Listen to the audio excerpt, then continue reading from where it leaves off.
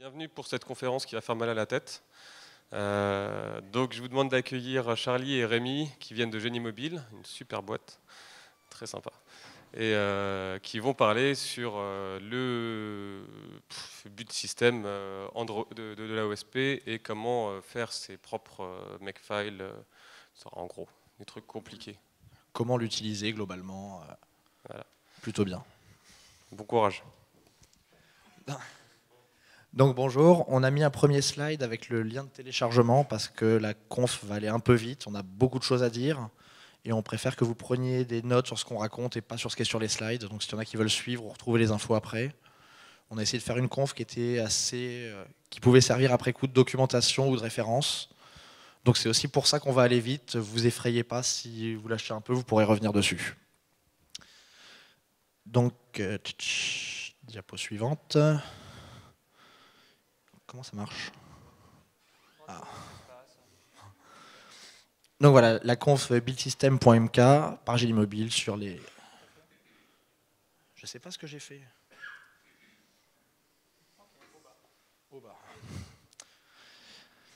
Donc on va commencer par se présenter. Donc moi je suis Charles-Henri Prunier. Avant de travailler chez Génie Mobile, j'ai travaillé chez Arcos pendant 3 ans. C'est-à-dire que je suis arrivé chez Arcos au tout début d'Android chez Arcos.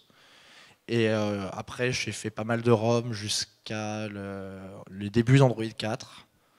Et après, je suis parti chez Génie Mobile pour faire d'autres ROM, plus pour les professionnels, depuis à peu près 1 an et demi. Et voilà, je vais laisser Rémi continuer.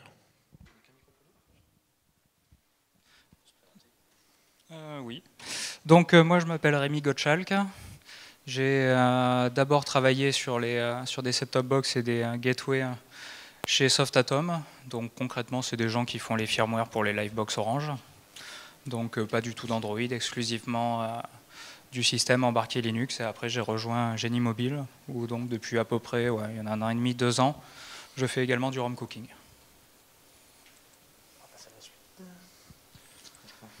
Donc avant de commencer, déjà, est-ce que les gens qui ont déjà compilé une ROM peuvent lever la main?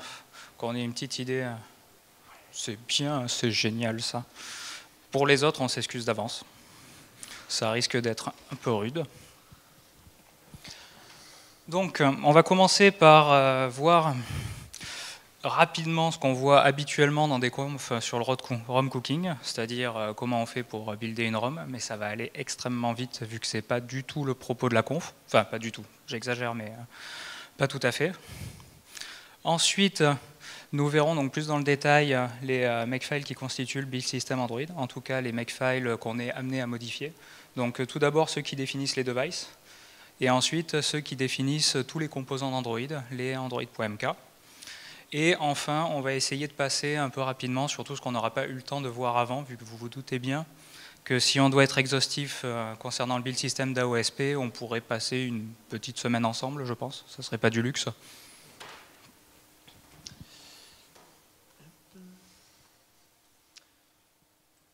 Donc on va commencer sur une première partie, comme disait Rémi, qui va voir les bases de comment builder Android, que donc, un certain nombre de personnes connaissent déjà. Et on va voir en quoi cela est lié au makefile à chaque étape. Donc on a résumé un peu, pour builder Android, ça se résume à source, launch, make. Une fois qu'on a les sources, on n'a pas détaillé tant que ça, on part du principe que vous les avez. D'ailleurs, un petit point, on va donner des exemples dedans, on va passer très vite dessus. On va donner des liens sur des fichiers. Tout ça correspond à des liens ou des sources dans AOSP. Si vous voulez les retrouver, il suffit de récupérer AOSP, c'est dedans. Donc la première étape, quand on doit compiler, c'est de faire un source build en setup.sh qui permet de setter l'environnement de build qu'on va utiliser derrière, donc de rajouter des fonctions qui vont permettre d'accéder à nos différents makefiles de différentes manières. En gros, le en setup.sh, il rajoute essentiellement toutes ces commandes dans le shell, quelques-unes en plus, mais qui sont vraiment moins intéressantes. Donc on peut noter le launch, qu'on va voir justement après, qui est la principale. On peut noter, pour ceux qui font des ROM, le tapas, qui est très méconnu, qui permet de builder un paquet en one-shot pour une archidonnée, sans faire toute la ROM. Et les petits trucs, les MMM, MMMM, MMA, MMMMA, qui permettent de builder des packages de différentes manières. Ce fichier, comme je disais, c'est build-en-setup.sh. Donc si vous voulez retrouver le détail avec l'info, vous avez juste à l'afficher et vous retrouverez toutes ces infos. On peut aussi noter les C-grep, J-grep, qui permettent de faire des greps automatiquement dans certains types de fichiers dans tout le build. Vu que c'est très gros, c'est quand même assez pratique, je vous recommande de les utiliser. Je vais laisser Rémi continuer un peu. Donc, comme on l'a dit, la première étape, c'est de sélectionner une archi une fois qu'on a récupéré commande. Donc, on va utiliser Launch pour ça. Bon, on ne va pas donc s'étendre dessus. Ce qu'on peut quand même remarquer, c'est donc que ça nous liste les architectures disponibles. On va voir après comment ces architectures sont rajoutées. Et donc ensuite, on sélectionne notre archi pour pouvoir compiler une ROM dessus. On va quand même préciser qu'on a séparé en deux parties les types de makefile, des makefile device et des makefile de composants. C'est pas totalement innocent, parce que dans le process de build, le launch parcourt justement les devices de type makefile pour savoir ce que c'est. Et donc c'est à cette étape-là qu'ils sont vraiment processés.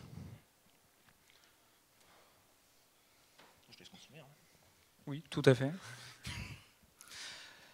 Donc ensuite, ce qu'on va faire, c'est un make -J42, histoire de compiler tout ça le plus rapidement possible, vu qu'effectivement on est excessivement bien équipé chez Génie Mobile. On a de très gros serveurs de build. Donc au passage, même si on part du principe que vous connaissez déjà, est-ce que donc les makefiles, ça vous parle? D'une manière générale, la syntaxe habituelle. Donc juste histoire de rappeler rapidement, donc make, c'est un moteur de production. Donc sur le principe, on définit des règles et ensuite le moteur de production suit ces règles jusqu'à obtention du résultat voulu. Dans le cas qui nous concerne, la compilation d'une ROM. Dans des cas plus classiques, la compilation d'un programme. Dans des cas franchement ésotériques, à peu près n'importe quoi. On peut faire tout un tas de trucs qui ne sont pas liés à la compilation en makefile. Il faut être un peu pervers, on est d'accord, mais c'est des choses qui peuvent se faire. Alors par contre, comme vous allez le voir peu après, il s'avère que les makefiles qu'on va décrire là et qui sont utilisés par le build system Android ne sont pas tout à fait standards. Ils sont utilisés de manière un peu détournée. Et donc, comme pour le launch avant qui parsait les devices qu'on avait nommé device.mk, enfin il y en a plusieurs, mais les makefiles de device, c'est au moment du make que vont être vraiment parsés, avant d'être exécutés, les makefiles des composants d'Android. Ça veut dire en pratique que s'il y a une erreur de syntaxe dans un Android.mk, on s'en rendra compte qu'au moment du make. Alors que dans les différents devices.mk, souvent ça explose au launch.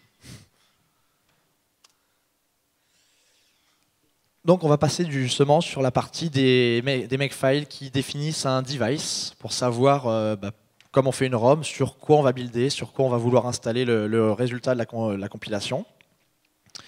Et donc on va démarrer par, vu que ça définit un device, par rajouter ce device dans la commande launch. Vous l'avez vu tout à l'heure, il y avait plein de devices. Pour en rajouter un, par où ça commence?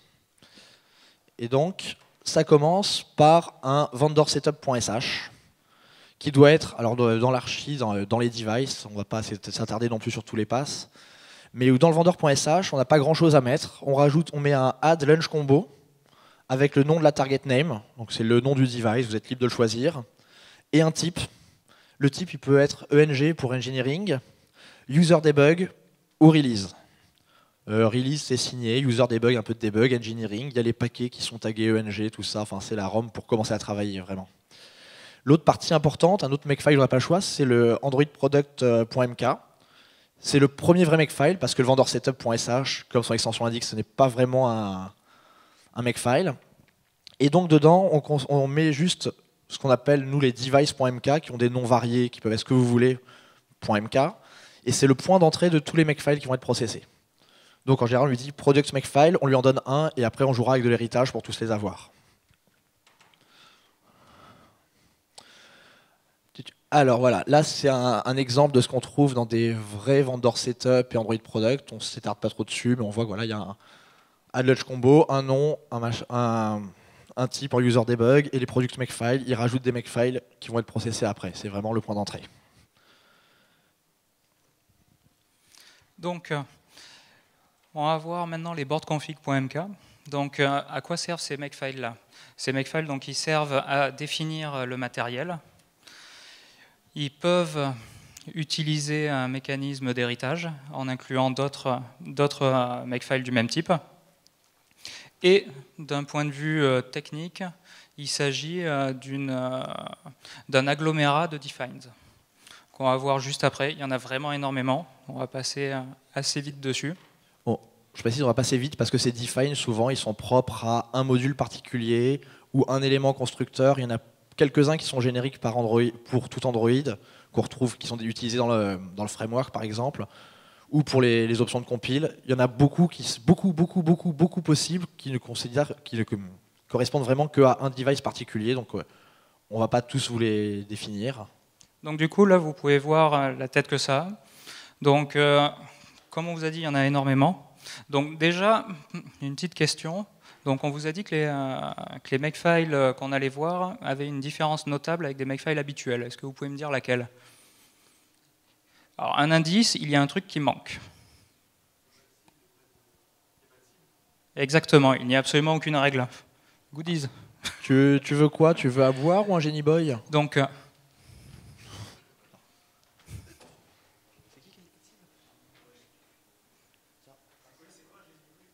Ah, je vais lancer un Genie Boy aussi, du coup. Donc du coup, comme on l'a dit, il n'y a absolument aucune règle qui est définie, c'est que en fait de la définition de variables. Donc, alors pourquoi c'est dans des makefiles? Ça, c'est simplement parce que le reste du build system est à base de makefiles. Donc pour pouvoir inclure ça, c'est également basé sur des makefiles. Par contre, là, ce qu'on va décrire, c'est pas franchement des makefiles au sens premier du terme, où on ne va pas écrire des règles compliquées avec des mécanismes de préséance de règles comme on peut l'avoir habituellement. Et donc on a énormément de règles, on peut notamment en identifier un certain nombre qui seront là pour absolument tous les devices. Par exemple target arch, target CPU variant, ça c'est des choses qui sont obligatoires. Et après on va en avoir d'autres qui sont beaucoup plus ésotériques. On va pas s'attarder dessus. Et aussi, comme vous pouvez le voir, ça peut être des fichiers assez volumineux. Et donc on va continuer sur le device.mk, qui est celui qu'on a inclus précédemment en fait comme point d'entrée. Et dans ce device.mk, on va définir le software qu'on va mettre sur la target. Le board config définissait vraiment le hardware, celui-là va définir le software. Donc, j'ai dit. Donc celui qui est inclus, c'est ce qu'on a vu tout à l'heure, le Android Product.mk. Et on va continuer du coup. Ah si, on va quand même expliquer. Donc, il n'a pas de nom spécifique et il utilise beaucoup l'héritage. Si vous voyez, le boardconfig.mk, il utilise un petit peu l'héritage. Enfin, on peut le faire, mais ce n'est pas systématique. Dans les devices.mk, c'est quasiment systématiquement qu'il y a des notions d'héritage et d'autres makefiles qui sont inclus.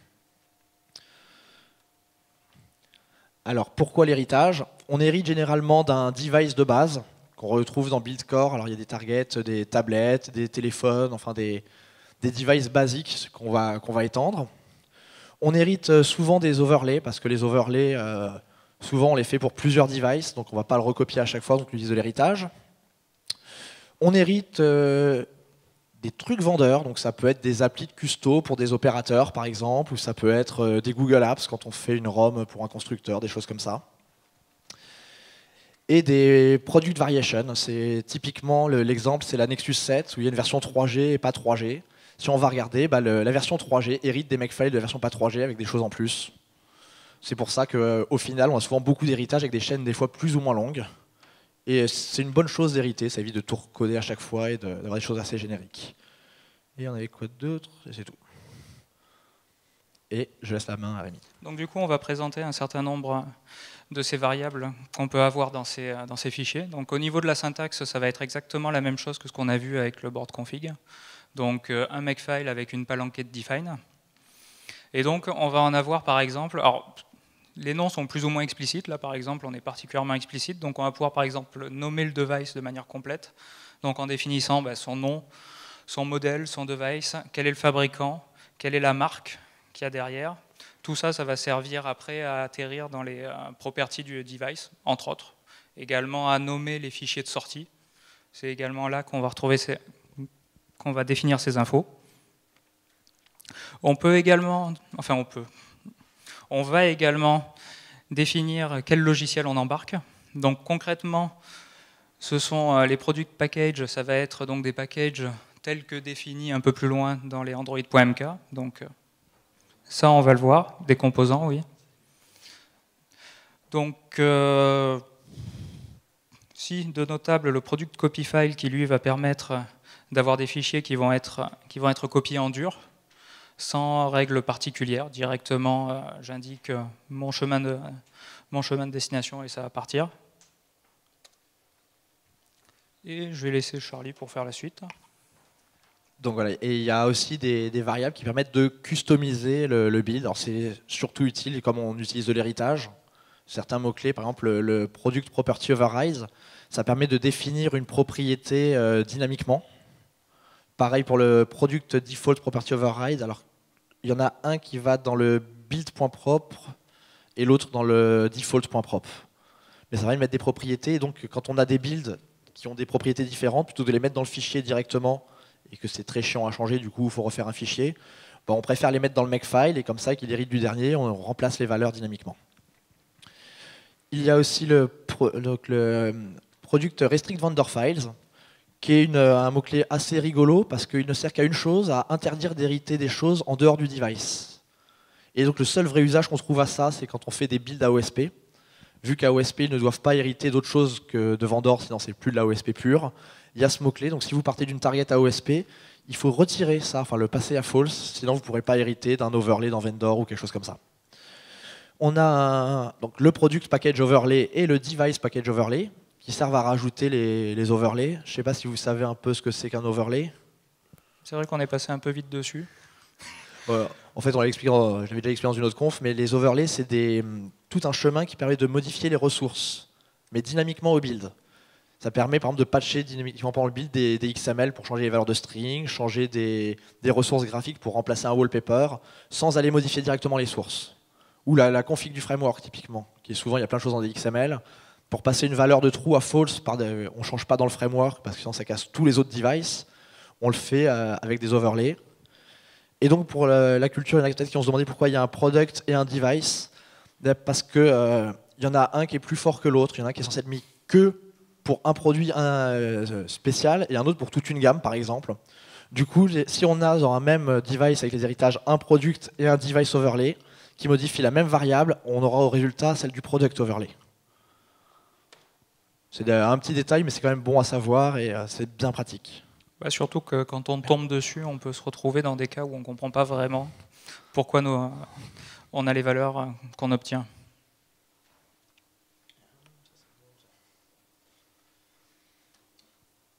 Et donc, il y en a quelques-uns qu'on a laissés de côté qui étaient intéressants. Il y en a encore bien d'autres intéressants. Donc, il nous restait le product apt-config qui permet de définir, comme on build pour un device particulier, qu'on connaît sa taille d'écran, les applications qui vont être buildées avec. On ne va pas prendre toutes les ressources. Donc ça permet de sélectionner lesquelles vont être copiées et laquelle utiliser par défaut.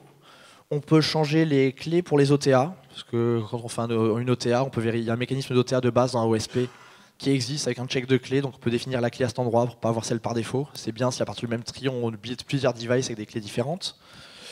On a extra recovery keys, c'est les clés supplémentaires pour le recovery. Le default dev certificate, c'est un peu le même genre. Et il y en a encore plein d'autres en fait. Dans build core products.mk, c'est le makefile en fait qui est inclus à la base, qui va permettre de processer ces devices.mk.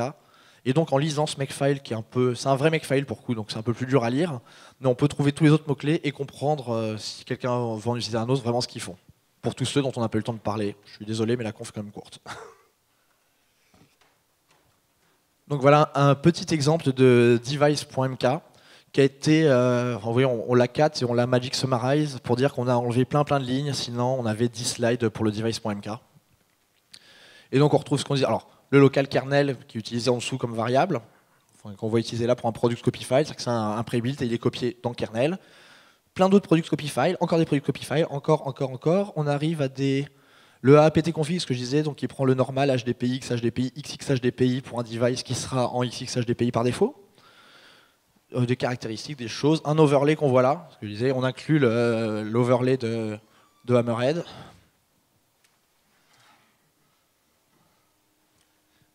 En dessous, dans ce qu'on voyait, donc les product package qui permettent de rajouter des devices. Donc là, le Graloc pour la puce spécifique, le hardware composer qui va avec, plein d'autres. Enfin, des Products Property Overrides. Enfin, je ne vais pas m'étendre parce que la conf est quand même...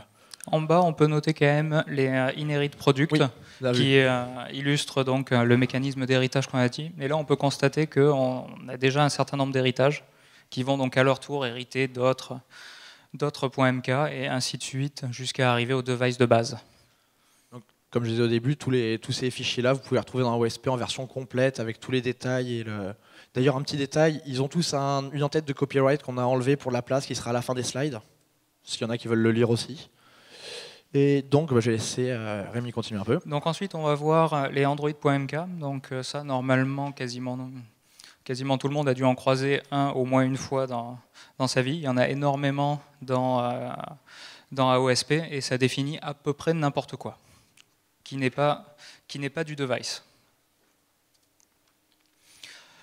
Donc, comme je vous disais, un device... Excusez-moi. Donc, un Android.mk, ça définit un composant qui peut être n'importe quoi. Et donc, juste pour la petite histoire, sur la version d'AOSP sur laquelle on s'est basé, à savoir une 4.4.2, je pense, il y en avait 2242, ce qui donne une bonne idée. Donc, on va tous les voir un par un. J'espère que vous avez un peu de temps devant vous. Donc, qu'est-ce qu'un composant peut... Ah non, c'est censé être Charlie. Donc, je vais reprendre. Donc, on va voir dans ces Android.mk, c'est des composants qui peuvent être plein de choses différentes. Il y a des variables qui sont communes quand même à tous les Android.mk parce que c'est quand même important. Donc, ce qu'on définit à chaque fois, c'est un chemin de travail. Ça semble normal pour savoir où est le composant, où sont les sources, où ça, parce que on va se baser. On met toujours un environnement de travail clean pour ne pas récupérer les variables du composant qu'on a buildé juste avant. Donc, ça reste assez logique. On a besoin d'un nom pour le module, parce que sinon, on ne sait pas comment le retrouver. Alors, il y a une petite subtilité. Il y a des local modules pour la plupart des paquets, sauf ceux qui sont en Java, sont des composants, pour lesquels on utilise local package name. Pour la petite histoire, quelqu'un sait pourquoi c'est différent? Alors, la raison pour laquelle c'est différent, c'est une raison historique, qu'on retrouve en fait expliquée plus ou moins dans un fichier d'AOSP dont je vous parlerai tout à l'heure. C'est que dans une doc de 2006, on voit que les noms sont différents parce qu'ils pensent passer à Ant pour le build des packages Java. Et que du coup, en fait, c'est exactement la même chose, sauf qu'ils avaient prévu pour l'avenir. Donc si un jour on passe à Ant, on est déjà blindé, on a deux variables différentes pour nommer les packages.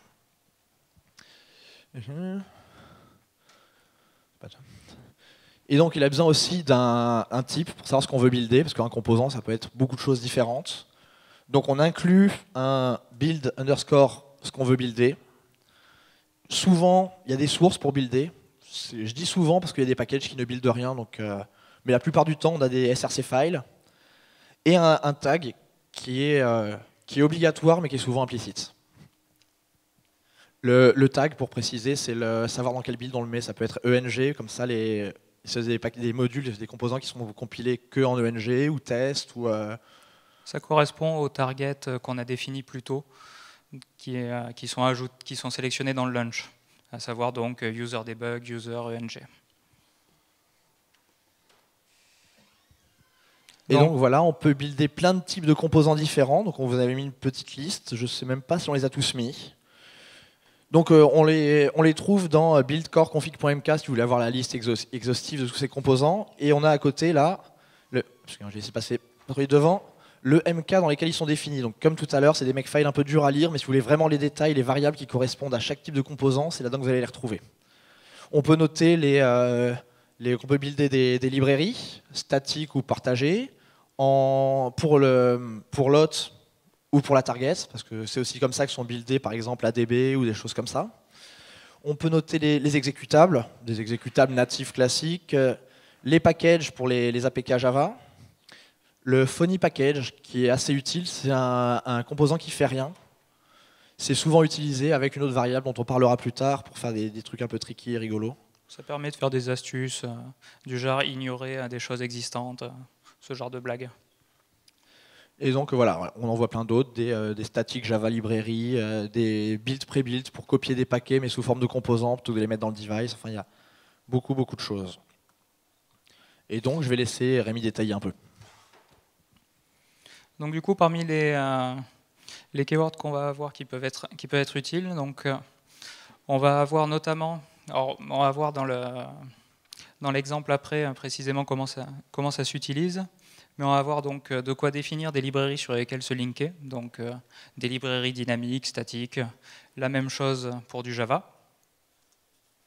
On va parfois vouloir signer nos paquets de manière un peu spécifique, donc de la même manière on va avoir des variables pour faire ceci, donc pour définir notre certificat et pour indiquer que notre... C'est quoi le privilege module? C'est ce que tu mets quand tu veux avoir des APK qui puissent être système. Typiquement, l'appli settings, on lui dit de la signer avec le même certificat que le reste de la ROM, et on lui dit que oui, ça va être un module qui va avoir des droits un peu plus élevés pour pouvoir te demander des autorisations particulières. Ok, donc du coup, elle est signée de la même manière que le système, automatiquement.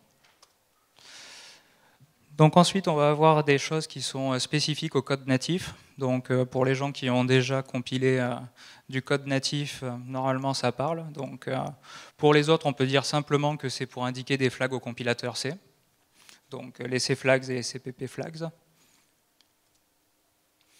On va avoir également des choses qui concernent le Java. Donc pour définir comment on va utiliser ProGuards et AAPT.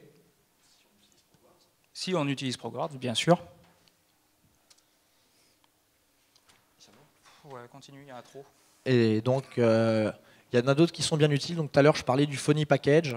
Justement, le Phony Package, on l'utilise régulièrement avec le Local Package Override, qui permet de remplacer un package par un autre sans vraiment y toucher. Il y a un use case que je reprends souvent, c'est le cas des live wallpapers, qui sont buildés, qui sont dans les packages des targets dont on hérite de base, celles qui sont en build core. Si on build plusieurs devices, on ne peut pas les modifier vu que tout le monde hérite, sinon ça va impacter tous les devices. Et donc la manière de les retirer sans les retirer, c'est de créer un module dans le device, dans le tree du device pour qu'il soit parsé que sur ce device-là, de lui dire que c'est un Phony package qui fait rien et que ça remplace un autre paquet. Et l'autre qui est intéressant, c'est le Local Required Module, qui permet de mettre des règles de dépendance d'un module sur une autre, sans qu'ils soient réellement liés. C'est-à-dire qu'il y a des dépendances normales, quand on fait une librairie, on met le module, il build automatiquement la librairie. Si on a juste deux APK, on les veut builder ensemble, quand on build le premier, que le deuxième soit tout le temps buildé, on utilise cette règle de dépendance de l'un sur l'autre. Et donc, pour avoir la liste de toutes les variables, celles dont on a parlé et les autres, il y a un endroit qui est bien pratique, c'est le clearvars.mk dont on parlait tout à l'heure, qui sert à nettoyer l'environnement. Vu qu'il nettoie l'environnement, c'est juste une liste de toutes les variables qui sont mises à zéro, donc on peut les retrouver assez facilement là-dedans pour savoir ce qui existe un peu. On peut y retrouver le listing. Alors, il ne faut évidemment pas s'attendre à trouver là l'explication de à quoi ça sert. Ça, il va falloir faire des greps individuellement dans le build system pour lire et comprendre ce qui se passe. Mais au moins, c'est un endroit où on peut avoir la liste exhaustive. On a vérifié, il y a vraiment tout. Donc c'est étonnant, mais c'est une astuce.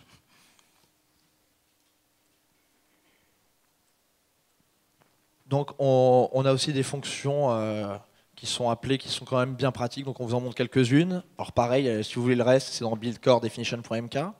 Elles sont utilisées en faisant des calls, all java files under, le pass, enfin, je vous invite à regarder dans les sources, mais il y en a une qui permet d'inclure que les fichiers Java dans un sous-répertoire de manière récursive, un qui permet d'inclure tous les fichiers, tous les makefiles, et plein d'autres choses. Donc ça, en général, c'est pour hériter de plein d'autres Android, enfin pour inclure plein d'autres Android.mk qui sont en dessous, quand on a un paquet un peu compliqué. Tous les fichiers, ça peut être utilisé pour tout et n'importe quoi. Un build sale où on ne veut pas filtrer les fichiers qu'on compile, ou des copies, ou n'importe quoi. Et sinon, il y a aussi un all C files, enfin, il y a pour plein d'autres types de fichiers, il y a all RS files aussi, enfin voilà. Pour inclure les fichiers sans les nommer un par un, et que quand on rajoute un fichier, il soit pris en compte automatiquement, c'est assez pratique. Donc voilà, là on a affiché Android.mk, donc toujours d'AOSP pris au hasard. C'est celui de l'appli settings justement parce qu'elle nous semblait pertinente, il y a beaucoup d'infos, donc on retrouve le local pass, le clear des variables, les librairies Java qui vont être utilisées, des librairies Java en statique, le local module tags qui explique qu'on n'est pas forcé de builder le package, les src files, donc on retrouve tous les fichiers Java qui sont dans src. Donc on remarque au passage que c'est un appel de fonction makefile pour le coup. Donc la syntaxe est un peu particulière, mais ça, globalement, vous regardez ce qui est fait, vous reproduisez, et ça se passe généralement pas trop mal. Donc le package name, donc là c'est settings. on précise qu'elle va être signée en plateforme, donc avec le même certificat que le reste de la ROM et qui va utiliser des droits plus élevés, ProGuard Files, machin, APT, tout ça, voilà, et que c'est un package, donc un APK Java. Donc, on va passer extrêmement vite sur la dernière partie, vu que je vois qu'on est un petit peu à l'avant. Enfin, extrêmement vite. Encore un petit peu plus vite, parce qu'on est des pervers. Donc, on va en voir encore un petit peu, vu que vous vous doutez bien que ce qu'on a vu jusqu'à présent ne suffit pas à décrire tout le build system. Bon, ce qu'on aura vu à la fin de ça ne suffira toujours pas, mais il n'empêche, on va essayer d'améliorer quand même un peu les choses. Donc, des choses assez courantes dont on n'a pas parlé, ce sont les cleanspec.mk et les applications.mk. Donc les cleanspec.mk, c'est pour faire du nettoyage en fin de build. Et les applications.mk, ça sert pour l'utilisation du NDK, pour pouvoir compiler des applications en utilisant le NDK. Le build system AOSB à proprement parler ne s'en sert pas. Donc si on veut aller encore plus loin sur le build system, la meilleure source d'information, c'est le build system en lui-même, ce qui est un peu malheureux. Mais c'est malheureusement à très peu de choses près la seule documentation qu'on ait sous la main. Donc les éléments importants à aller voir, c'est déjà le fichier qui est dans buildcore main.mk, qui est en fait le point d'entrée de ce joyeux système de build. Et après, donc, le reste des makefiles qu'on trouve dedans. Des choses qui sont intéressantes à voir aussi dans le dossier build, c'est la liste des targets de base dont on vous a parlé et dont hérite l'immense majorité des devices. Donc là-dedans, en gros, on va avoir la description du point de vue makefile de ce qu'est un téléphone, de ce qu'est une tablette, de ce qu'est un device au sens le plus large. Ensuite, on a également des choses qui ne sont pas franchement des makefiles, mais qui sont intéressantes à aller voir. Donc, le build system utilise aussi du Python. Donc là, on voit les fichiers qui sont utilisés pour générer une image à proprement parler, une fois que tout a été compilé, buildimage.py. Et ensuite, on a des outils pour générer les fichiers .img et les zip.dota. Donc ça, c'est des choses qu'on a mis parce qu'on peut être amené à les appeler à la main dans des cas un peu particuliers. Typiquement, j'ai déjà compilé, mais mon build system n'est pas paramétré pour faire un OTA et je veux quand même un OTA. Je peux aller l'attaquer à la main. Alors, il faut lire le fichier. Certains sont mieux commentés que d'autres. Certains ont même une option "-h", d'autres pas. Après, on a également trouvé du Java. On a bien cherché. On a réussi à en trouver. Il paraît qu'on n'a pas vraiment le droit de faire une conf ici sans parler de Java. Donc il y a un outil Java qui est en plus assez intéressant, vu que c'est l'outil Java qui permet de signer les zips à la mode Android. Donc ça, c'est un truc qu'on est souvent amené à utiliser manuellement pour le coup. À la mode AOSP. Justement, c'est pas les mêmes clés, c'est pas utilisé de la même manière que pour les applications. Il faut souvent convertir les clés, et quand on a les clés au format AOSP, c'est plus pratique d'utiliser ça que de convertir et de re-signer un paquet dans Eclipse. Et ceci conclut ce petit tour concernant les makefiles. Si vous avez des questions, c'est le moment. On espère que ça ne s'est pas trop mal passé pour vous. Ouais, merci pour la presse, c'était super. Ma question, c'était à propos des tags des modules. Donc on a vu, il y a le NG, il y a le target, mais en fait il y en a plein d'autres. Il y a release, il y a optional. Et justement l'optional, celui-là, quand on regarde bien, on le retrouve un peu partout. C'est même probablement le plus utilisé. Alors pourquoi il s'appelle optional alors qu'en fait il fait tout, quoi. C'est celui par défaut en fait. Optional, il peut être mis partout, normalement en tag ENG, sur un release, ton paquet s'y retrouvera pas. Par exemple, c'est à ce genre de choses que ça sert. J'avoue que personnellement, j'utilise assez peu les tags, mais sans doute que j'ai pas eu des cas d'usage où j'en avais besoin. Je pense que si des gens ont eu des cas d'usage et qui veulent m'expliquer, j'ai aucun problème, je serais très content. Ouais, le seul intérêt de l'optional, c'est qu'il ne se retrouve nulle part en fait. Donc du coup, on est sûr que tant qu'on n'a pas explicitement demandé le paquet, il ne sera pas là.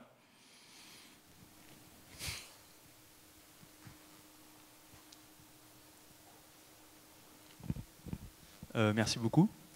Moi j'avais une petite question par rapport à comment dire, la problématique, c'est souvent pour nous d'importer du soft existant sous forme de source dans le build AOSP, et on a rarement un Android.mk, enfin jamais. Hein. Alors on a des auto-tools, des choses comme ça. Qu'est-ce qui existe pour importer ce build dans l'AOSP?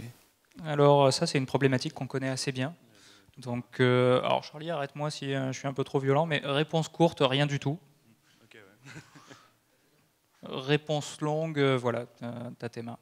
Et ça peut effectivement être embêtant, mais généralement, on en arrive toujours, enfin moi en tout cas, j'en arrive toujours à la même solution, qui est de prendre mes sources, au meilleur des cas, réussir à faire un coup d'autotools pour les mettre dans un état où elles sont compilables facilement et configurées correctement, et après utiliser un Android.mk plus ou moins propre suivant le niveau de motivation et le temps accordé. Et dans le pire des cas, comprendre tout le process de build et le redécrire sous la forme d'un ou plusieurs Android.mk. Mais ça, on n'a pas vraiment de bonne solution à fournir.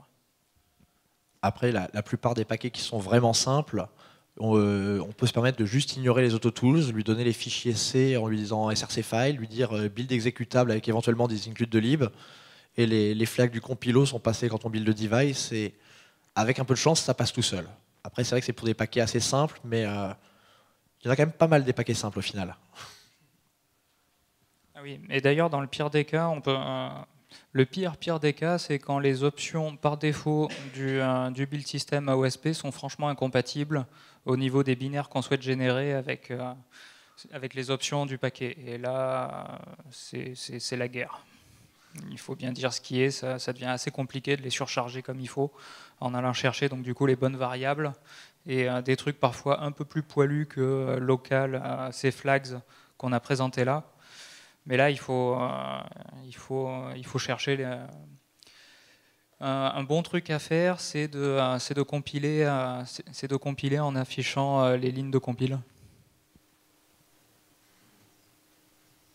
Mais après, il y a toujours la possibilité de le compiler à la main et puis de l'importer pré-built. Non. Je sais. Non, mais effectivement, plus sérieusement, c'est vrai que des fois, on en arrive à ce genre d'extrémité. C'est pas bien. Tout le monde le sait, mais des fois, effectivement, on n'a pas le choix. Tout le monde le fait. Non, moi, je ne l'ai jamais fait.